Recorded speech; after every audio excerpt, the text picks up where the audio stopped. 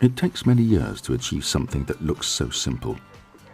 You need a lot of patience, physical aptitude and fitness to develop a seat that not only absorbs the horse's movement but also improves it.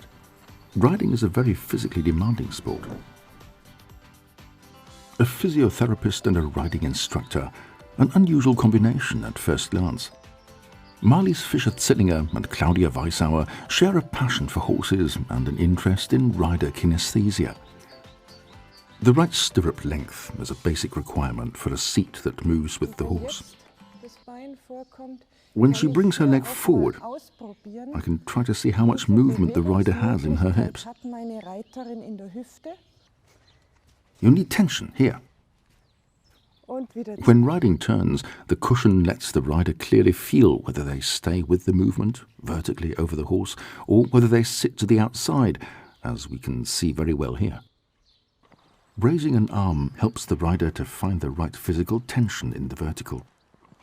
The upper body must carry itself so that the pelvis can move freely and independently. It's much better for the horse if you remain flexible from the shoulder and elbow. We can see how our rider moves flowingly in rising trot. In rising trot, we often see inaccuracies in rhythm, excessive effort, rising too high, unsteady lower legs and unsteady hands. Riders try to compensate for balance problems by gripping with the knees. Exercises on hemispheres can help improve balance. Balance isn't something you can hold on to, you have to constantly fight for it. In sitting trot, we can see that the left hip comes further forward, while the right hip does not come forward at all. The left hip moves with the horse. The right is stuck. This causes the right leg to be less still than the left. I have to align myself like a train that stays on both rails during the turn and does not derail from one track or the other. So the rider has to keep their seat bones anchored into the inner and outer track. Can you feel how you end up sitting on one side?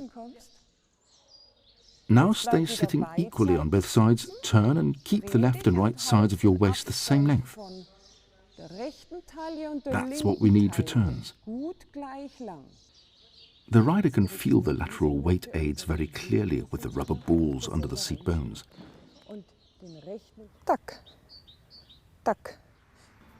Horse and rider are in perfect harmony here. Movement becomes visibly playful and light when horse and rider work together with lots of patience and sensitivity, which is required throughout a rider's life.